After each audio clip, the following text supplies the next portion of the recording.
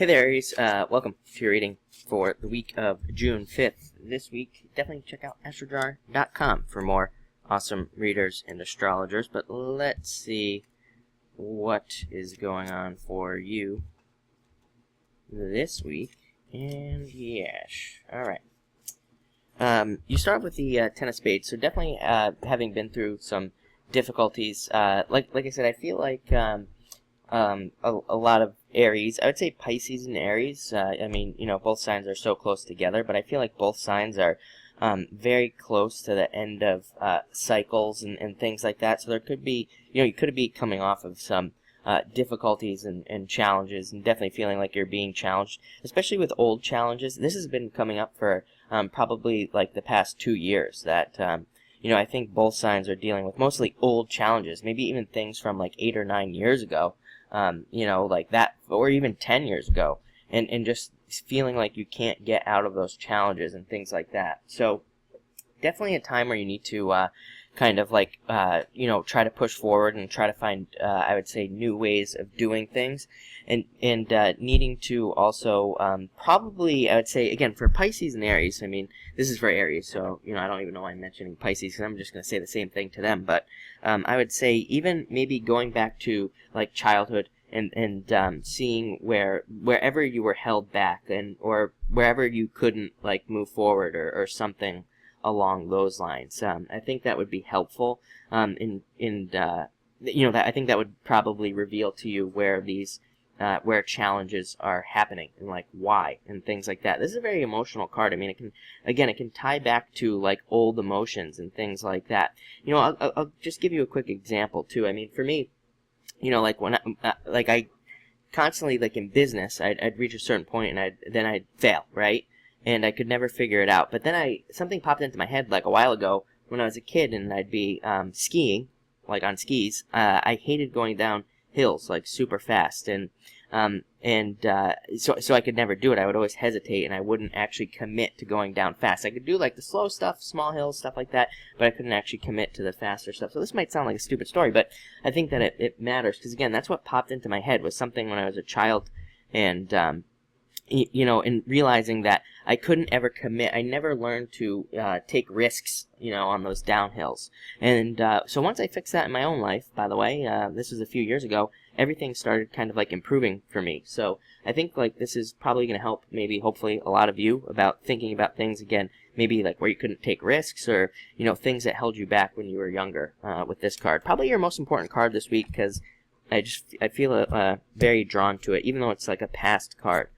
Next, you have the Eight of Clubs, card of confusion, again, not being sure what to do. I actually think, I think like this week, and as we move through the month of June, a lot of this confusion is probably going to clear up for you very quickly, and, that will be good. I feel like this is you feeling like you got past something. We even have an Eight of Hearts here at the end, so I feel like there's something lifting. Next, again, Two of Spades, changing your mind. This is just going to be coming up constantly for 2017. I think everybody's changing their mind about things. Neptune and Pisces, I said it like last week. Neptune and Pisces makes us have daydreams about things that we could never even imagine. And those can be mind-changing daydreams, literally. And things where, again, we change our mind, but also these could be like, things that really surprise us about ourselves. So again, follow those daydreams. Like I said, even things from childhood. I don't know my childhood's coming up, but definitely follow that. Next, you have the Seven of Spades, internal fears that don't exist, needing to overcome fears again, needing to work past difficulties, any past difficulties and things like that. This is also can represent a small setback, something small happening, needing to work past some sort of small issue or small difficulty. But next, you have the Eight of Hearts. Very good card. This card represents like a gift from the universe, getting something, getting some sort of gift from the universe. It basically says you've been working on something, and now you are going to get, some sort of gift. Again, this isn't, this is something you worked on. It's not just something that like magically happens. So it does say that you guys have been putting in a lot of hard work to basically get what you want, and now there could be like a lot of good things coming in because of that. Also an amazing card for socializing.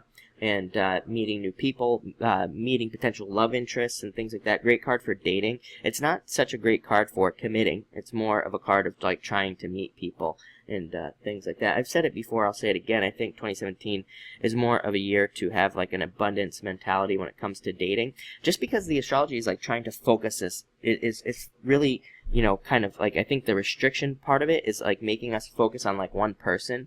So like, you know, you could be out and about walking and then you're like super focused on one person. You become really interested in just one person, or maybe like just one person at work or something like that. But so I think there's like this, that's the restriction. That's actually restricting us. And I think what the universe is trying to get us to do is to open up and to, you know, just realize that there are multiple people here for us at any given time.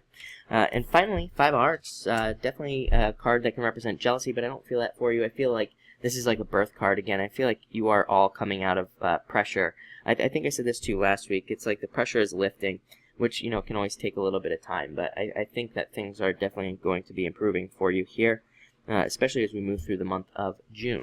So definitely looks like a good week, actually. A week of change. And, you know, I always say that I think Neptune and Pisces can be very difficult. It's internal change. Like I said, it's this stuff from childhood. We think about these things that are holding us back. We have to face these, you know, old fears. Or we have to connect to, like, random things. Like I said, skiing and business. What does that have to do with anything, right?